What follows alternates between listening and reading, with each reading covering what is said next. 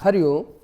आज हम 2026 में होलिका दहन का और होली का शुभ मुहूर्त के बारे में बात करेंगे।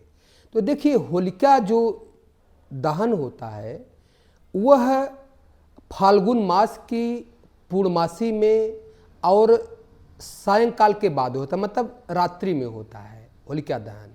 लेकिन शर्त मतलब यह है कि होलिका दहन के समय भद्रा नहीं होनी चाहिए। तो इस वर्ष जो है 2 मार्च की शाम को 5:55 पर पूर्णमासी लग जाएगी और जैसे ही पूर्णमासी के साथ साथ ही भद्रा भी लग जाएगी। देखिए, पूर्णमासी का जो प्रथमार्ध होता है, मतलब एक जो होती है तिथि, वो लगभग 24 घंटे की होती है और भद्रा जो है लगभग 12 घंटे की होती है। तो जैसे ही पूर्णमासी लगेगी वैसे ही भद्रा लग जाएगी। और भद्रा में जो है होलिका दहन नहीं होता है। तो जो भद्रा है ये 2/3 की रात, मतलब 2 की रात माने 2/3 की रात्रि में भद्रा जो है 5:31 तक भद्रा रहेगी। अर्थात भद्रा 2 की शाम को लगेगी 5:55 पे और 2/3 की सुबह माने 2 की रात्रि में 5:31 तक भद्रा रहेगी। तो उचित तो ये है कि भद्रा में होलिका दहन नहीं करना चाहिए। लेकिन बहुत बार ऐसा विद्वानों का मत है, विशेष में भद्रा पुच्छ में भी होलिका दहन हो सकता है। और इस दिन जो है भद्रा पुच्छ माने 2 तारीख की रात को 1 बजे से लेकर के 2:35 तक भद्रा पुच्छ रहेगी। अतः 2/3 की रात्रि माने 2 की रात्रि में 1 बजे से लेकर के 2:35 के बीच में भी होलिका दहन हो सकता है। लेकिन मेरा पर्सनली जो है मेरा मानना है तो भद्रा माने भद्रा ही होती है। भद्रा हर कार्य का नाश करती है, चाहे वो भद्रा पुच्छ ही क्यों ना हो। मेरे विचार से तो जो है होलिका दहन का भद्रा रहित पूर्णमासी में करना चाहिए, रात्रि में करना चाहिए। तो देखिए, अब हर जगह का सुबह 5:31 तक, मतलब 2 की रात में 5:31 तक भद्रा है।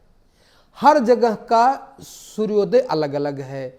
तो जिसका जितने बजे जहाँ पे सूर्य का उदय है तो 5:31 से लेकर के सूर्योदय से पहले तक आप होलिका दहन कर सकते हैं। जैसे लखनऊ में 2 की रात में 2/3 की रात्रि में 6:32 पे सूर्य का उदय होगा।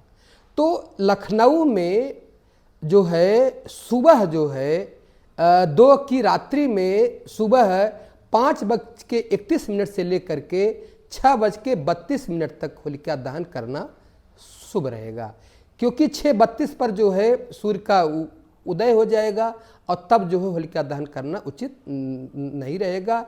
इसलिए जो है लखनऊ में सुबह 5:31 से 6:32 के बीच में होलिका दहन कर लेना चाहिए।